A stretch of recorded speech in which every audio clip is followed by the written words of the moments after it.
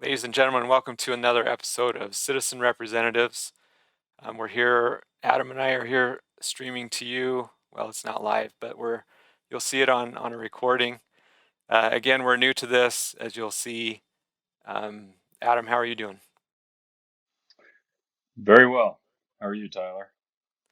I'm doing well. Just got back from a trip up north. My daughter was in a dance convention. She won a small scholarship for her work, and so we're very Wow. proud of her. There was hundreds of girls there, and she was one of the few to get one, and Wow. That's she had a awesome. great time. So we were up there in the snowy north of Utah, and Did you get to actually attend or? well, my wife was. They only let one person in at a time per student, and so they had a performance. My wife was able to go and watch live. I had to watch on a small 15-inch screen from the hotel room, and I couldn't make out my daughter during the performance till about halfway through. And so it was still really cool. And then she left before the award ceremony. We weren't expecting anything, and then all of a sudden her phone started blowing up with, "Hey, Eva, you won!" And so we're really proud of her. She did really well. That's great. Wow. Big $100,000 scholarship for college. No, no, no. Just a small thing so she can come back next year. But it's still pretty cool that she was selected for that. And it was for her ballet moves. She's very good at that. Um, Standout. she follows after my sisters. All of my sisters have been in ballet. I've of course have not been in ballet, but um, anyway, it's a family deal. So anyway, so we're talking about citizen representatives today. Did you have anything else to share? Well, you mentioned ballet. I was going to say, this is an interesting story. I have a buddy, and his family has attended the Utah Ballet West Nutcracker for like more than half a century, right? Uh-huh. His parents have been going. He's got a family of like 13 kids. It's crazy, and he's the youngest. But he's been going ever since he was, and he has to go, right? You know, he's probably pretty tired of it, but it's a family tradition. Well, his right before his mom passed away, he organized a night and honored his parents. He contacted Valley West, said, "Hey, my parents have been coming ever since they started doing Nutcracker," and um, and so they honored them, and it was this great thing. And his mom and dad are just in tears, and the whole family's there watching, and this great event, right? And his mom unfortunately passed about a year later, so it was just in time. His dad's not doing so well now either, but it's kind of a cool story. So yeah, the ballet. I've seen a few myself. I enjoy the ballet.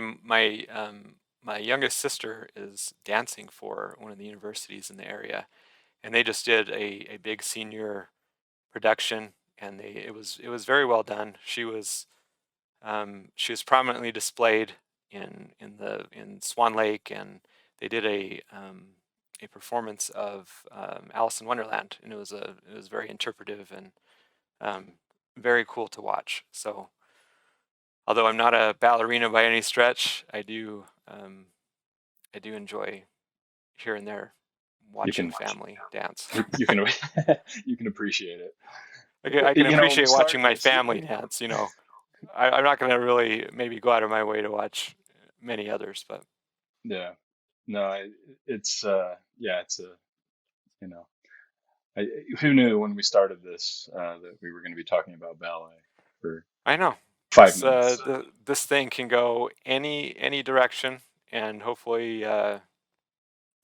you're still listening. Uh, We can so cut let's that. talk about. Yeah, we can edit this out. We may not. We'll see. It's easier. I'm not very good at editing, as if anyone's seen the previous one, I'm an amateur at all of this. I have to watch several YouTubes to be able to figure out how to cut clips, how to edit, how to adjust volume, how to do all those types of things, and I'm not very good at it, so we'll see. The topic at hand is citizen representatives, and citizen representatives. I've received a good amount of feedback so far from our efforts, and people seem to really like the idea. The idea is that we come together as citizens in a district or a state. We come together to represent people in Congress, and with the assumption and the agreement that people in the district get to vote on what the representative votes on. So, for instance, there are bills coming up on climate change. There are bills coming up on minimum wage. There are bills coming up on gun control. Um, so if you and the people in your particular district decide in the future, now this is all we're just talking about in the future because this is not set up yet.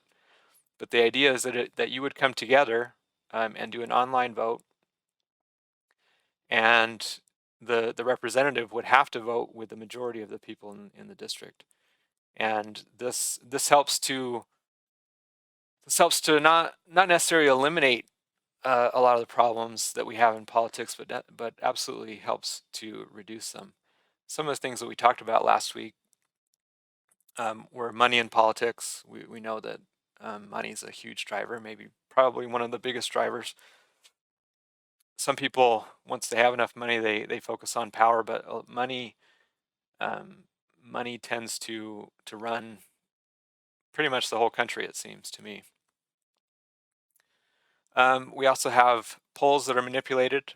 Part of what citizen representatives aims to do is to help make the polls more accurate. As we saw during the lead up to the 2020 election with Donald Trump and many of the others, the polls did not seem to reflect the reality.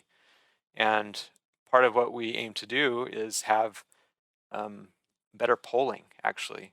I haven't talked about this much, but part of the idea with being able to vote online is to be able to have additional polling.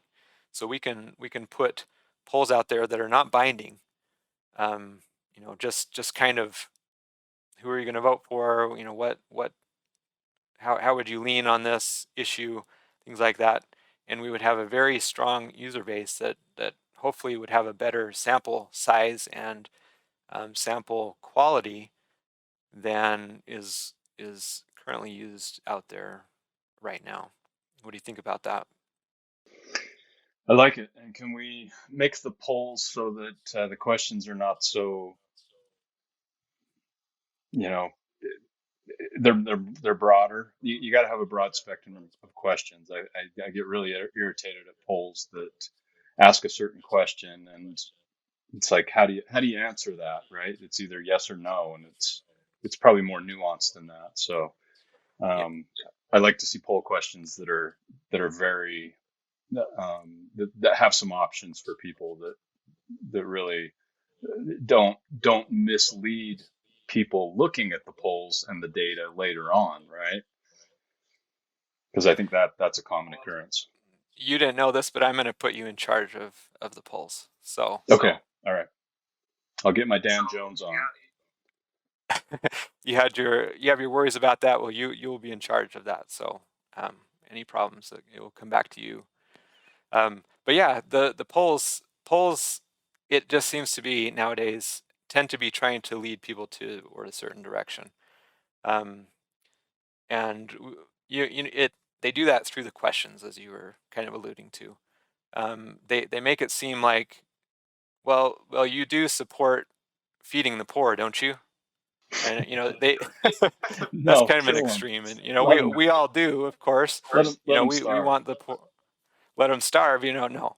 Um, we want people to be in the best situation they can be, but there are always other factors, Sure. as we'll get into in the future with some of these stimulus bills that have come up, and that may be debasing the currency, which may be creating a bigger problem than what it is aiming to help.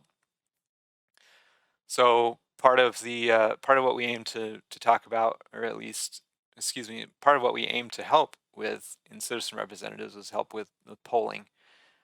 We've talked about political action committees, how they are used for purposes to drive narratives, to get people to vote a certain way, and that there's not necessarily anything wrong with that, but um, citizen representatives is gonna help in that regard. Lobbyists we've talked about. We want to become as citizen representatives as a group, as a district, um, a lobbyist for ourselves. There are people out there who say, they're lobbyists for big tech. They're lobbyists for big agriculture. They're lobbyists for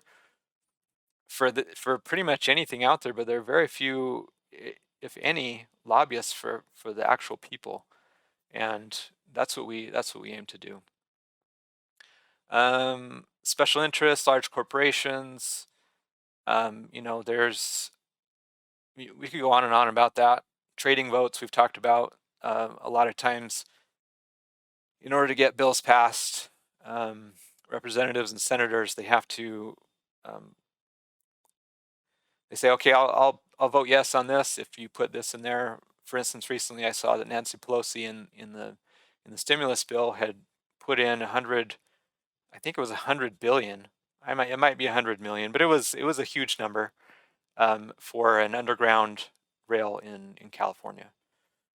So they always seem to get their way with anything in there, and this goes back to, okay, they're doing a stimulus for people to give us, was it $1,600 per person or something like that, or per child, or I don't know what it is, but when you add it all up, it only seems to be about a quarter to a third of what the total money is for that bill. And now we can see where the rest of that money is going is to pork projects and things to get people to vote yes on it. Another thing that we aim to help with is ignorance of, and that's just people not knowing. There are bills out there that people don't know about. Um, you know, the congressmen, sometimes they'll vote on something that we don't even know they're voting on. There's no buildup for it. There's no press about it, and all of a sudden we hear through one manner or another that they voted on something, and we're going to have education on the bills that come up. And part of what I hope to accomplish, excuse me, is to um, be able to force them into a discussion. Because once you get enough citizen representative, people in the Congress, that's going to put a big break on a lot of these things. I hope anyway, because then they're going to say, well, I have to wait. I have to wait to hear what my district says, and if the district doesn't know about it, then they're not going to be able to vote on it. So then we've talked about party leaders. Party leaders can drive a lot of votes just by their sheer will and personality.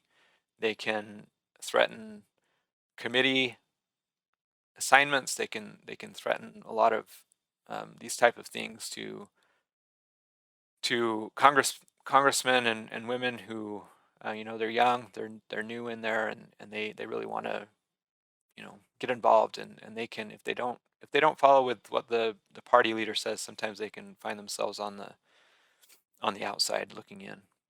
So then there's a lot of things that citizen representatives aims to help with.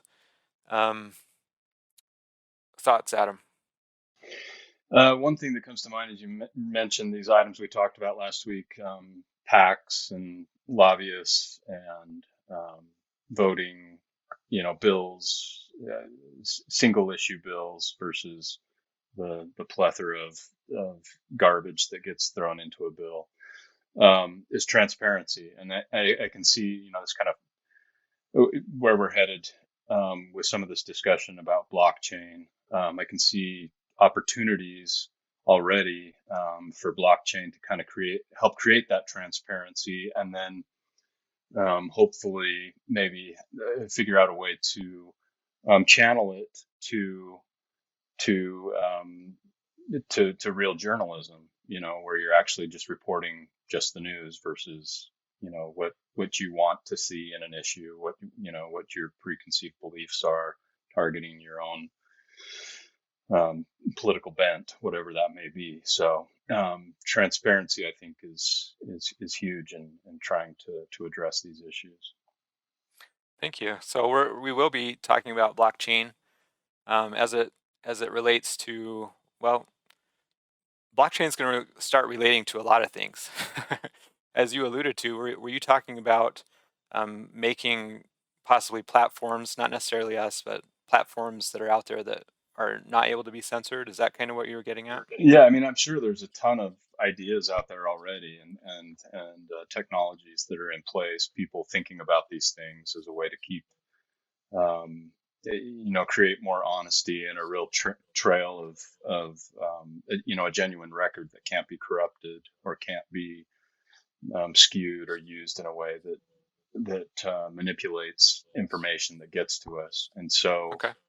there's all kinds of data streams that possibilities, and I'm sure other people have thought about this, but as you were talking through that's one thing that came to mind. Okay. And yeah, censorship's obviously a big deal. All right. So let's go.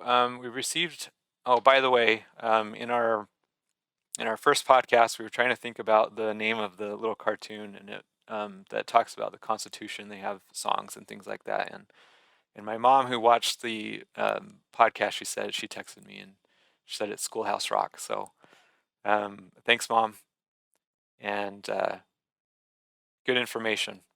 So we've received some questions, and Adam's going to ask these questions to me, and I'll try to answer them.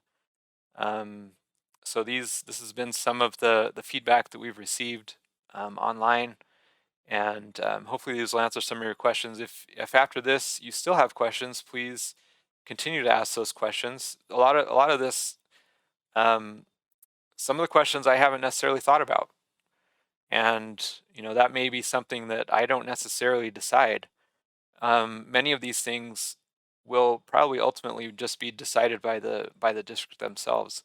I don't know.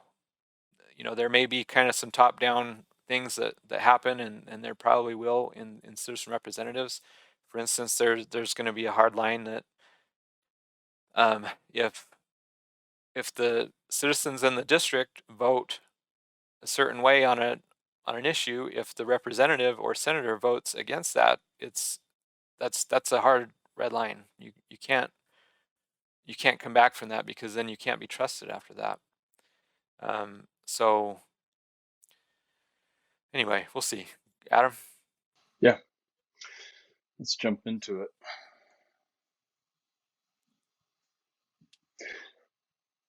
So does citizen representatives take the place of traditional elections?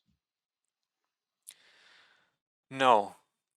So citizen representatives, okay, the first thing is we have to understand that we don't desire to form a third party, and so we're going to need to work within the structures of the current parties that exist now. So when we come together as citizens in a district, we'll have primaries before the actual primary. So for instance, if you live in a largely Republican district, it would be kind of silly to try to nominate someone who doesn't really fall into that mold.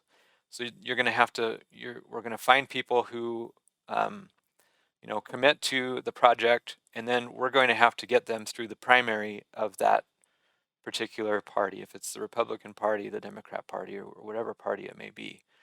So we're not replacing any elections. There will be probably an additional election to get somebody to try to get into the primary that we can come together and support as citizen representatives. Very good. Yeah, good question there, just to kind of make it clear. How would a person be removed if they turned out to be corruptible? So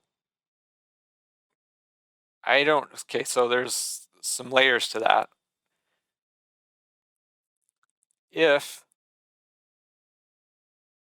they vote against now this again, this is kind of me formulating this. I don't know how this will actually be in the future exactly, but there is the hard line, the hard red line of if you vote against what the people in the district vote, then at the next election you'll be out. You will receive no support from citizen representatives. Now that person may decide to run separate from citizen representatives. We have no ability to stop someone from running, but we would Sure. pull our support. Now, as far as corruption goes, let's say that someone gets in and they end up being corrupt for whatever reason. That may not technically be a violation of the red line, but that would be up to the citizens in the district. And if it reflects poorly on us, then we probably would um, not work to elect him or her in the next cycle. Do you think that answered that question, or are there more Yeah. layers to that, Adam? No, I think that was good. Would this process keep people from running for office? Um, Interesting question.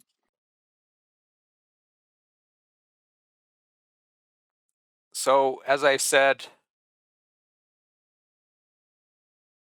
if they violate the red line, then we wouldn't vote for them. We wouldn't come together to help elect them. But I don't think that we have the ability to prevent someone from running from office. Do you see in what you know about it, Adam, where that might happen? Am I interpreting this question wrong, or No, I mean, if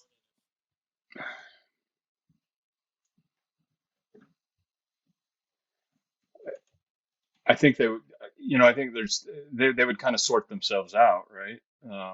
If they saw this as really gaining momentum in a particular district or even a state, they would know that, hey, people are behind this. So it's going to depend a lot. Maybe you agree or don't agree, but a lot of it's going to depend on the support this system gains over time, right? The more people that support this, the more people that stand by it, it's going to hold people's feet to the fire, and so people are going to weed themselves out. And if they want to make a separate run, then they can. But if a party has adopted this system, then I think that's going to be the dictator of what happens ultimately. okay? I mean, does that make sense to you? Or Yeah, yeah. I mean, part of the big thing of what we're for is, we're not trying to take away anyone's freedom. Someone can run outside of this. It's not like we have any sort of right? claim on them. They can do what they want to do. If and what can see happening at the beginning is some big powers coming against us. Yeah, There's that very first one that we have going up against, an establishment candidate or an establishment party is not going to. There's going to be a tremendous amount of resistance. I'm anticipating that may not happen, but I'm anticipating that will happen, and we're hoping that as people see, hey, we're giving the power back to you.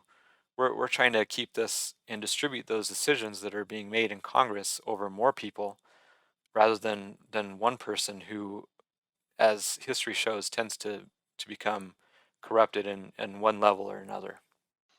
yeah, yeah. And if people don't, if a district or a city or a party don't see the vision of this, then they're not going to adopt it, and so it's going to be business as usual. So I don't think anybody's going to be prevented, other than we're trying to drive that. Um, we're trying to drive this from the ground roots, from the citizen standpoint, right? Yeah, It's a ground up operation. It's not a top down operation, which is kind of where it is right now in this yeah. country. Okay, moving on. Question 4. Would you have a method to allow people to suggest legislation? Yes. Um, so part of what we're going to be doing is we'll have the website will be expanded. Right now, it's just a very small, very few pages, informational type of deal. Part of what we want to do is be able to we want some response and some interaction from the representative, and so there may be people that we decide as representatives, in the district to, hey, go talk to this guy, um, or gal. We want them to bring up this legislation, and that may come from any number of sources. There will probably be chat rooms. There will probably be Facebook pages. There will be methods of communication to get communication out that's not just voting on bills, because we want some other input too. If there's a big project in our district that maybe we do want some federal money coming in the district for one reason or another, and we really need a pipeline, or we really need a new freeway, or who knows what, and that project can really only be handled possibly on a federal level. We do want to be able to have the ability to propose that and have that come up. We could have committees that write bills. You see, we talked about this last time. Sometimes there are bills out there that have been written for years and years and years, and then all of a sudden the right people get in power, and these bills just appear out of nowhere, and they're fully written. They're front to back. It's just all legalese, and because you've heard the representatives speak before. It didn't come from them, and so we could have something similar to that. We can have people in our district who want to make change and want to bring something to the forefront, want to bring a bill, and have the representative or senator, bring those to the public, and there will definitely be avenues for that. Great. Will you allow people to volunteer to help? Yes. So we're kind of bootstrapping this. At the beginning, I'm going to ask for people to we Adam and I have a small group of people that we're working with. None of us are paid. I haven't received a dime for this. This is all money coming out of my pocket right now for the services, the streaming, the hosting, the some of the equipment that I have purchased. This is just it's an expense right now, and we have a small group of people that I'm going to ask to help edit video sometimes, to do maybe a blog post, or do things of that nature. If you feel that you, as a listener, would like to volunteer, maybe you have a specific talent, maybe you're a good, maybe you're good at graphics and things like that. We have methods. We'd love to hear what you would like to offer. We're not going to turn anything down. We'd at least look at it. So eventually, in each district, we're going to need at least an office. It may be a storage container with a roll-up door, and we run a generator too. Or no, it's not going to be that. But we may have I a know where we rolling can get motorhome. some of those. Say again. I know where we can get some of those. They actually use those to build data centers, mini data centers for like Bitcoin mining. Containers or Yeah, storage containers? yeah, Oh, storage really? containers. Yeah, like the Oh, shipping, cool. big shipping containers, and then convert them. Anyway, that's beside the point. Side note, also, I saw a video that Facebook, they have some data centers that they store under the sea. So anyway, that's besides the Oh point. What wow, were we? Yeah, under the it's sea. so it cools better. It's more of a Yeah, contained environment. There's no dust. It's cheaper, I guess. in some ways to cool. Maybe the initial cost to build a submarine basically is higher, but the overall cost to run maybe less. I don't know. That's interesting, huh? So anyway, volunteering, we're going to need. Um, I don't know how that's going to work out because they're trying to.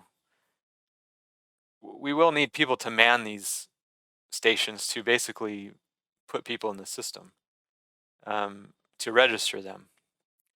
And that's no different from, what goes on in our republic as it is, right? People volunteer all the time to help with elections, to help with Yeah, ground, you know, uh, running things on the ground, getting campaigns started, things like that. yeah, So absolutely. We're going to rely on volunteers quite a bit. Now there will be people that are paid, because if you're doing this full time, you know we would expect to pay people for it. Speaking of which, if you feel the desire, please donate. We have the ability to receive donations right now. In Just share.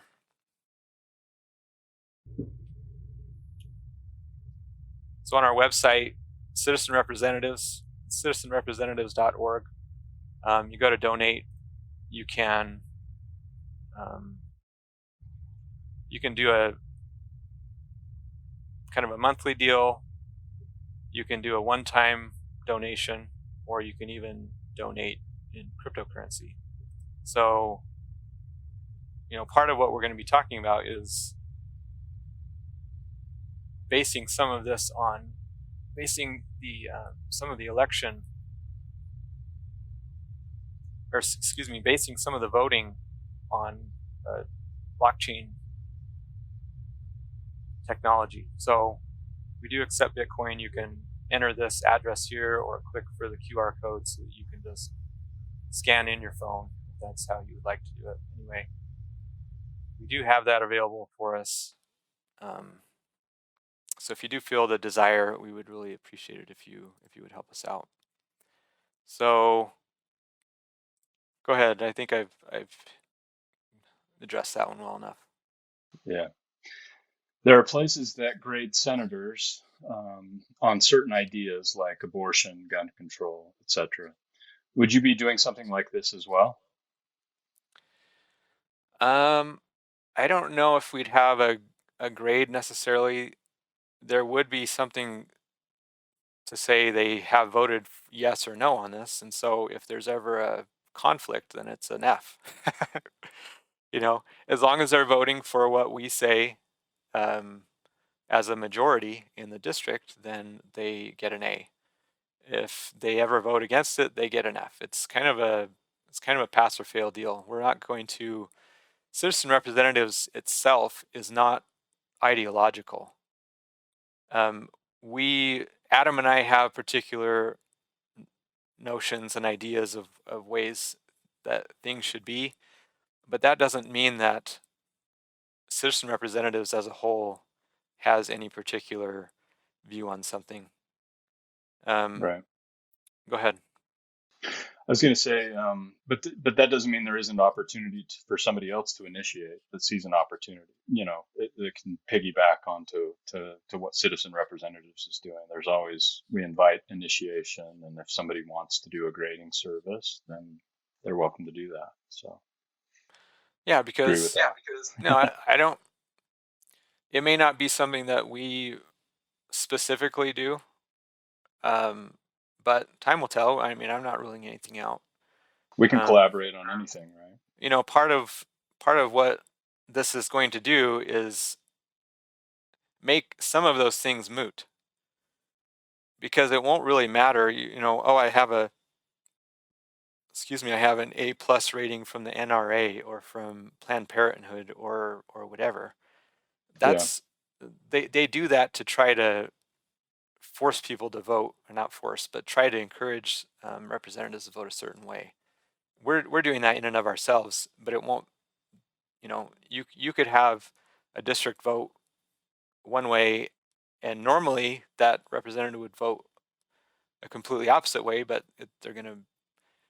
You may see votes that are come out of the blue. So normally a person who would vote no on gun control may end up having to, because of the way it is, they may end up voting yes on a gun control thing. And that's kind of a double-edged sword here that we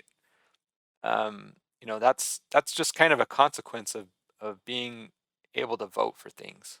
We're trying to introduce a concept that um, may not turn out the best for us every time you and I add them. Sure. Well, and that brings up an interesting question I hadn't really thought about before. It- how does that work with the two-party system where one candidate, they say both parties, Democrat and Republican, they accept the citizen representative model, and they implement it. But one candidate's going to get elected to office.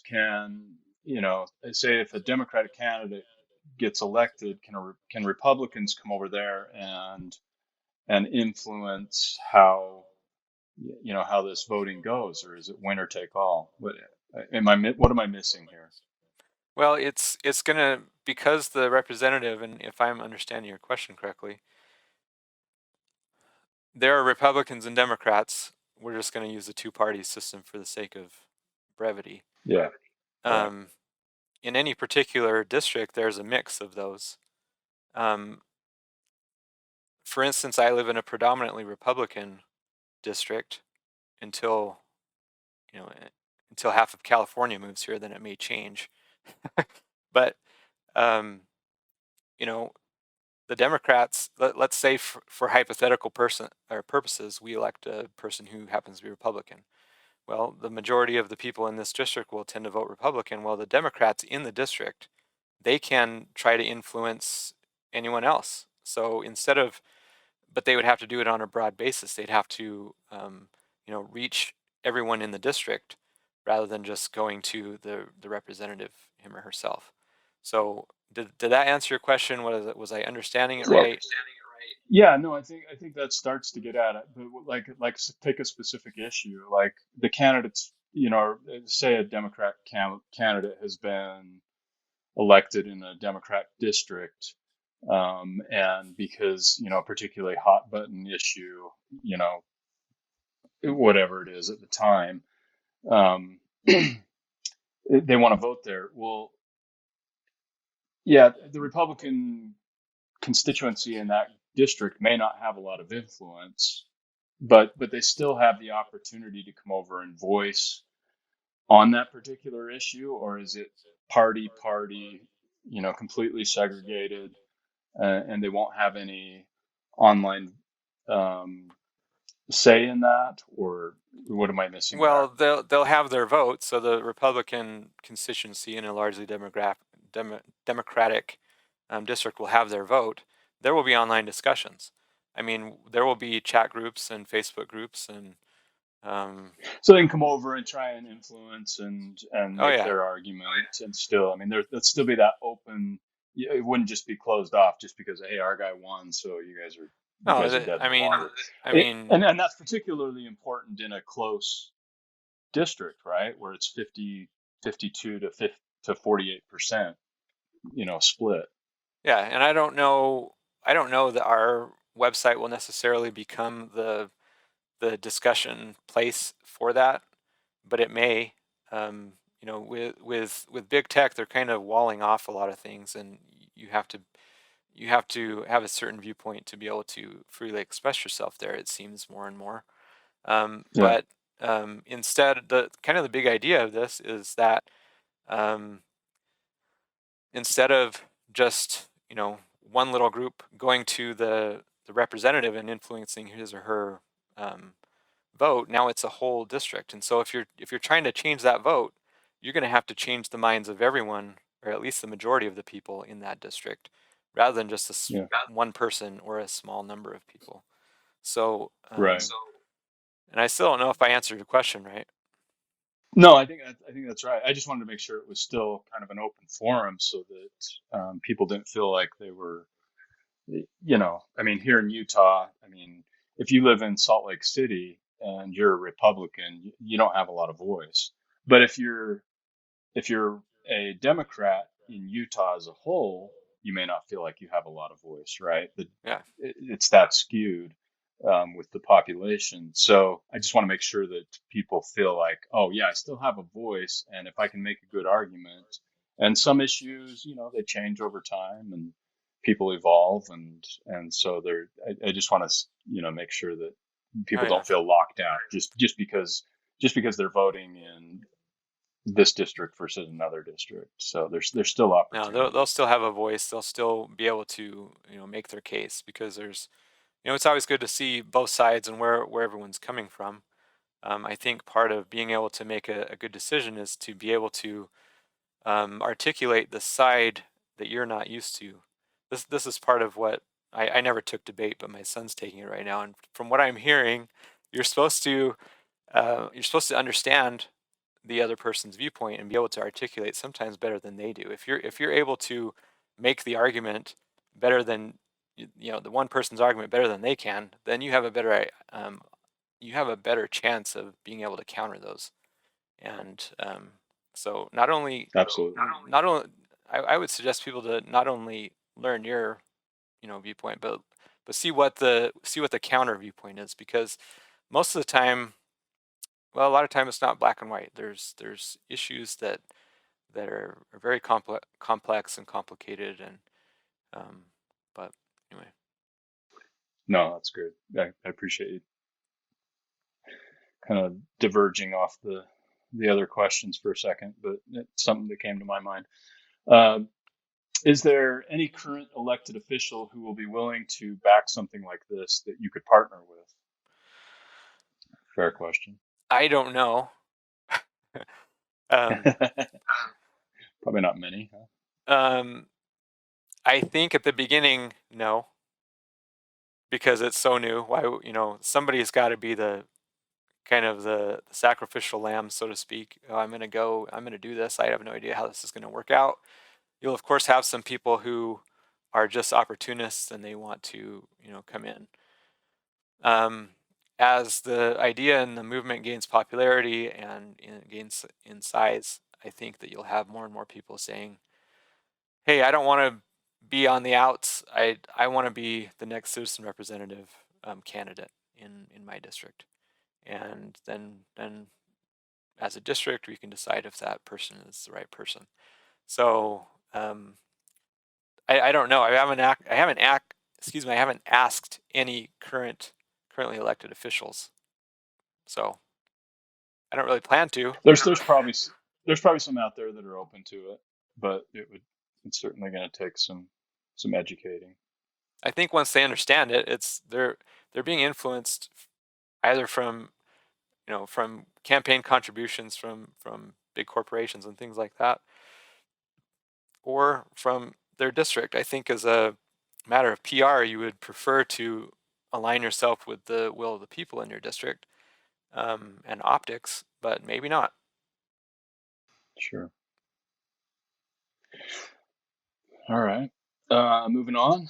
Would partnering with someone alienate part of the people you are trying to educate? Okay, I'm not really sure what this question is saying. Would partnering with someone alienate part of the people you're trying to educate? Oh, okay. So I think they're saying, I think what the question is, because I mentioned like PragerU in the last one. Let's say that we said to PragerU, who is conservative, "Hey, we'd like to show your video to our group of people," or whatever. So we're partnering with them in a sense. Is that going to alienate some people? Well, probably. Anything you do nowadays in politics is going to alienate someone. So I think the idea that um, the worry that you're going to alienate someone should not be as big of a worry as it should be. Am I on the wrong track, Adam? No, I mean you can't win over everybody, and Part of the big problem that we're having nowadays is the cancel culture, and if you're associated with anyone in particular who's on the quote unquote naughty list, then you're on that naughty list also. And I don't think that's a very healthy thing for the country. Go ahead. No, I was just going to say, I mean, the only way to combat it is just to continue and do your best to get more information out there. More information is always better. So, So in short, partnering, yeah, we're going to alienate some people. So just be ready for that. yeah, it's those fence post politicians, right? Yeah. What stops voter fraud? In other words, determination of citizenship. Okay, so we have two different types of votes here. We have a regular vote for a representative that's going to Congress or the Senate. Okay, what we are aiming to do does not immediately have a direct relationship to that. We will have the votes for the bills, which will be, put forth on our website or an app. Those will be secured through the blockchain. So blockchain it's a public ledger. It's secured by thousands of different computers that come together to secure the network. The ledger is public, but it would be anonymous. You can still verify your vote. It'll be identifiable. Your vote will be identifiable but anonymous, and so it wouldn't be able to be tracked back to you publicly. So to stop voter fraud, we would hope that this type of system will eventually be broadened to the general elections. So we have not only our elections that we will vote on as citizen representatives in a district for particular bills, but then we have the elections for those representatives, and we hope that the systems that we set up and prove and make examples of will eventually be adopted by the states and in general and state, national and state elections. So that's my vision for what we're going to do with how we stop voter fraud. Now, as far as we will have to right now I'm going to focus on the votes on the district level. So when we register people, they will have to prove their citizenship. They'll have to prove that they're residents of that district.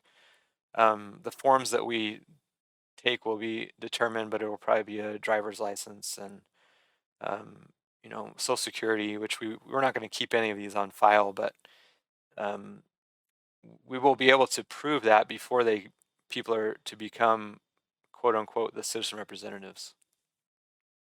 Yeah, the identification itself will become encrypted within the blockchain, but it will be provable that it has been validated Yes.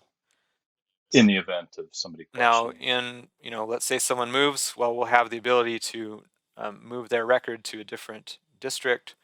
Now that the way that we do that will probably be a photo or a facial recognition, and I know some people are gonna, cringe and put up their fingers like this and facial recognition. Where this the data that we have won't be shared with anyone. It's going to remain in house, and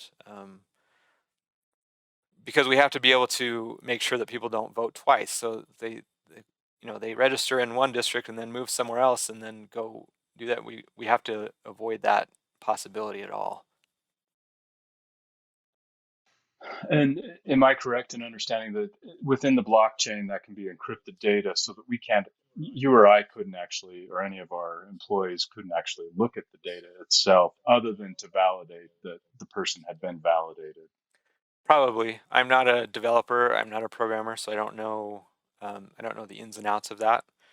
But we would, because I don't want to be, you hear about all the time big data, not Collection. leaks, but data breaches from these big companies, and we want to try to make it so that's not an issue.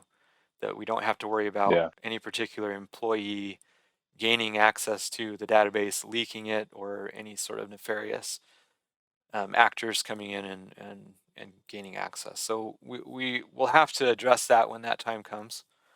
Um, but initially it may not be on the blockchain. Um, Well, and facial recognition can be captured with data points, so it pinpoints um, particular targets on your face and recognizes those without capturing the actual image. So that's a possibility yeah, too. so I've seen they have some or kind of hand recognition. You stick your hand in it, and it recognizes the veins in your hand, and they're able to just translate that into data. It's just ones and zeros, and somehow the computer is able to to determine that. Now, this is in the future where we desire to respect people's privacy, but we are going to have to be able to verify people's identity and make sure that Sure. that's not able to be duplicated anywhere. So, if any of you have an idea, if any of you have suggestions on how to do that, so we can respect people's privacy as much as possible, please let us know. Like I say, I don't know what I'm doing. No, I was going to say a lot of these concepts are already being developed. I mean, people are developing these ideas all the time within the blockchain, right? Yeah, So I think the groundwork's already being laid for some of this technology. yeah. So a lot of what we're It's just a doing is matter just of going to be, bringing it yeah, together. bringing it together. Cool. All right. Moving on. How does it stop multiple votes? Okay, so Machine number tracking. again, we're not talking about the state level or national elections right now. We're not able to do that yet. But eventually, this blockchain system that we're going to implement um, will use the identity verification.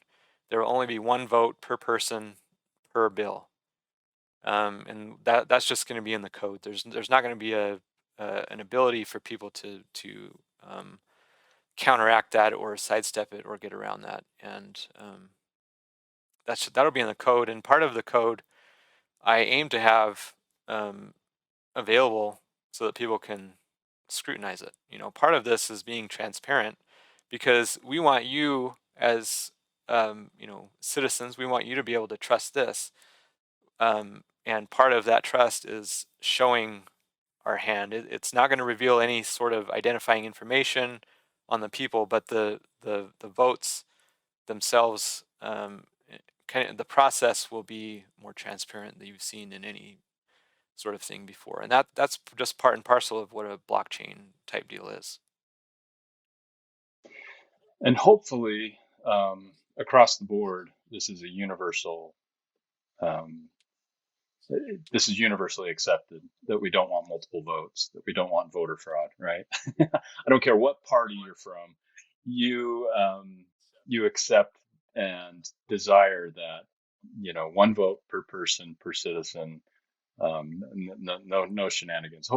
Hopefully that's in the consciousness of every group everywhere. And by the way, verifying and auditing a vote is not taking away anyone's rights. It's not. This is there's a big narrative being pushed, and um, you know, to be a voter, you have to be a citizen, and that's my view. If you're you have to be a legal citizen of the United States to be able to vote in my view, and I don't think that shouldn't be politicized. You're not, if you want to vote, then follow you can become a citizen. Let's do it the right way. If I were Canadian, I would be upset if Tyler and Adam were voting in Canada. So, I mean, it's as simple as that, I think so. right? We think I don't so. know. Uh, moving on.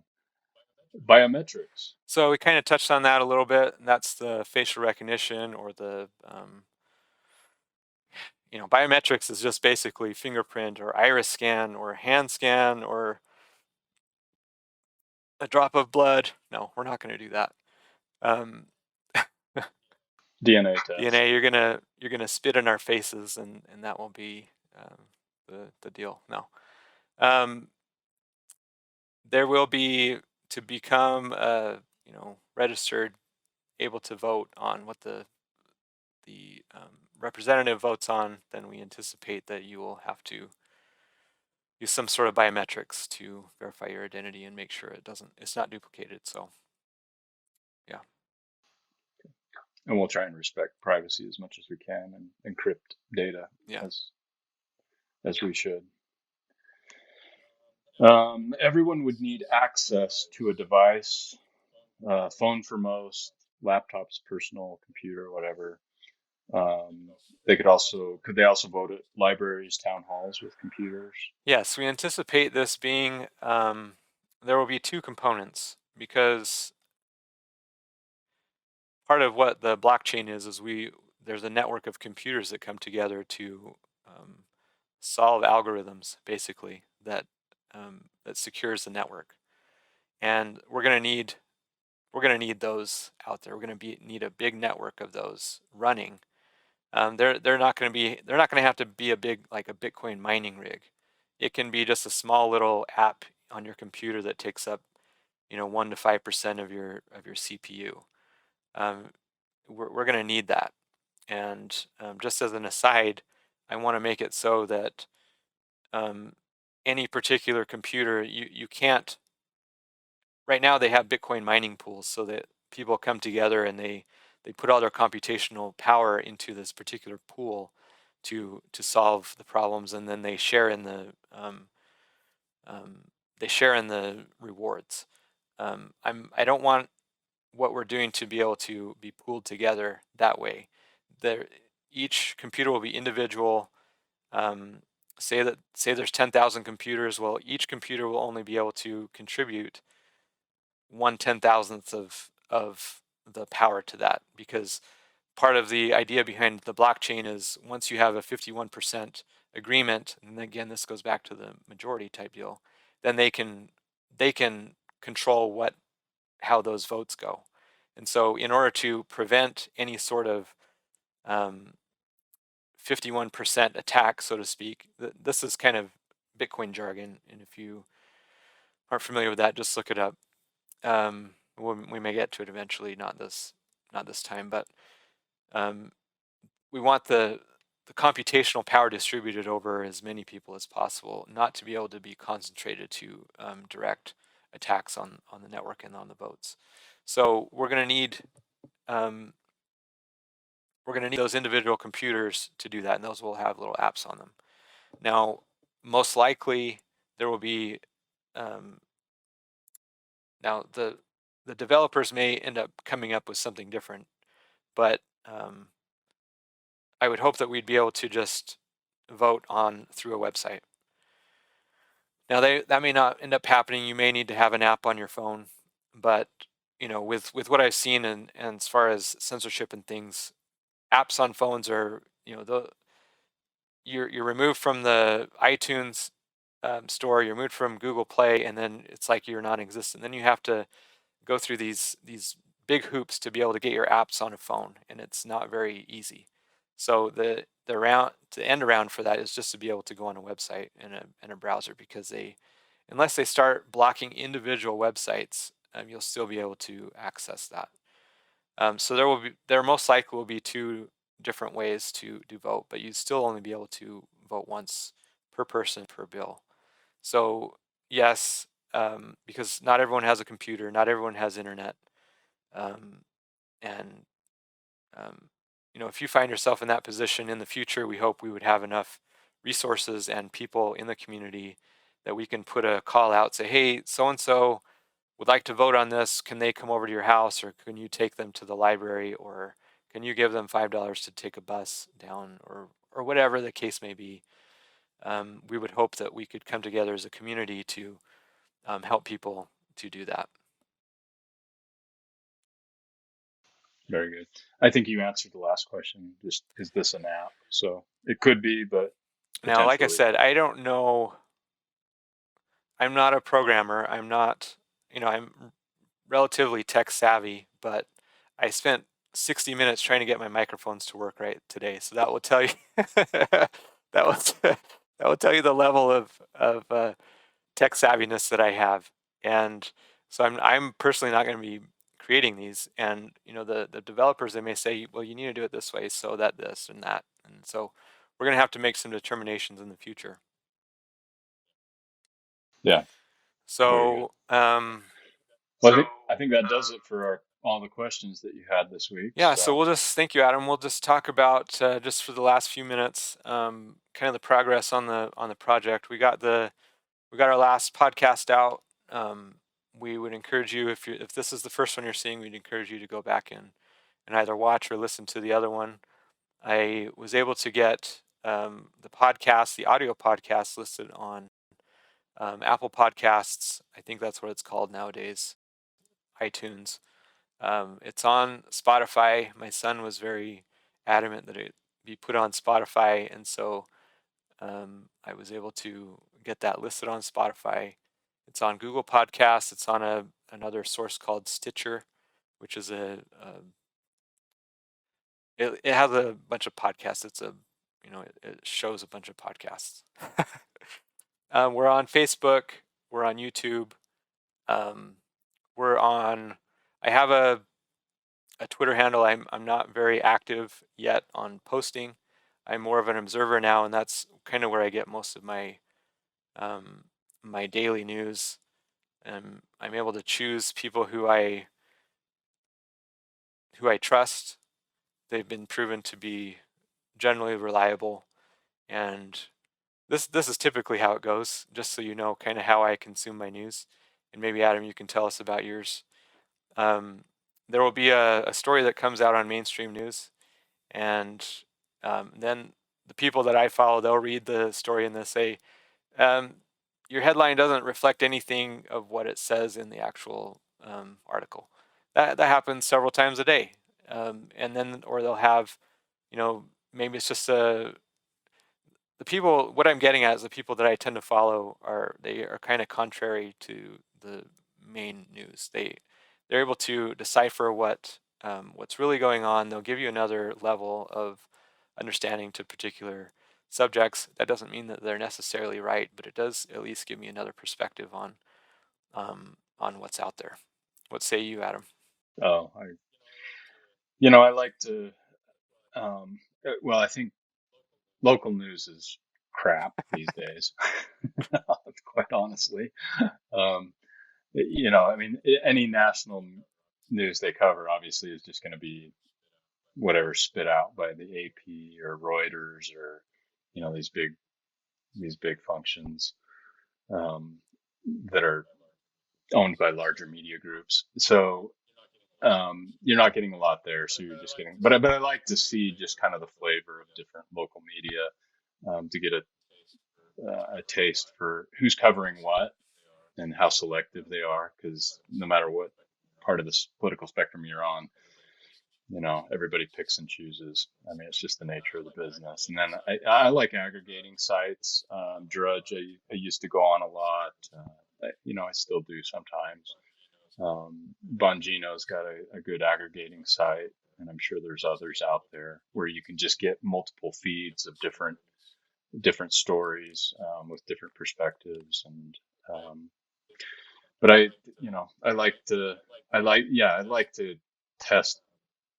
Um, if a newspaper is predominantly liberal or predominantly conservative, I like to look at both and just kind of compare how each are addressing an issue or not addressing the issue at all. So I think it's helpful, like you said at the beginning, to be really informed about if you have a particular ideology or belief in something, then the most helpful thing for you is to understand what Yeah. the other side is saying, because uh, that's going to give you the best perspective on and inform you the best as to and help you formulate your maybe a counter perspective if you Now, have one. as a viewer and a listener, I would encourage you to, when you hear the word Drudge and Bongino, not to recoil. Some of you may not be of the political affiliation that Adam and I are of, and we're gonna. A lot of what you hear is not true. So much of what's in the media is just pure spin and not. It leaves out a lot of context. It leaves out important details. It's framed in a certain way to make you feel um, guilty. That's a big driver. And so just stick with us. We're going to make as logical of an argument as we can on a lot of these issues, because in the future we're not going to be able to get to anything today as far as upcoming bills or issues. But part of what we are trying to do is to help people understand how to recognize um, when you're being manipulated, and not saying that we're the best at it. We're gonna get things wrong here and there. Um, you know, that's just part of it. That's part of life. Well, and I should say I dissed on local media, just because a lot of times it's pretty fluffy, but not all of it's bad. There's definitely some good perspectives and good writers and commentators, and good opinion pieces there to be had. And I could say equally that there's plenty of crap on national media. So I didn't mean to come across so strongly. I just, the news report at night, it's not my favorite. So I prefer my news on in print form So, like I mostly. said, don't reject us just because we might have mentioned someone that you may not agree with. Um, that's just be patient. So again, citizen representatives coming together as people in a district to help elect representatives and senators with the understanding and the agreement that they will vote with what the people in the district vote for. We would encourage you to subscribe, to share, to like, do all those things that people say on the internet to do to help put this. If you think that this is important, if you like this idea, please share it with your friends and family. If you feel so inclined to help monetarily, we would really appreciate that. The cost is starting to add up. A lot of these services require, you know, dollar amounts they're coming out of my pocket right now, which I don't mind to begin with. Eventually, it will become such that we'll need to hire people. This I plan on making this big, and so we would encourage you to do that. I appreciate you listening in this for this just over an hour. I appreciate you, Adam. Do you have any last thoughts? No, I'm good. So I appreciate Adam. I made him buy it was like a almost $200 $200 camera, a little bit clearer. You can see how much better looking he is than I. We, you know, that goes without saying. Sure. He has a much better voice. Let's put it that way. He's just got he's got the voice. I gotta say. I don't know what you're talking about. You're the Okay. initiator Well, of that doesn't this. mean I You're have the a good man. voice. Cheers. Okay. You do. Good. You're just fine. I hate my voice. Anyway, thank you, and we will catch you next time.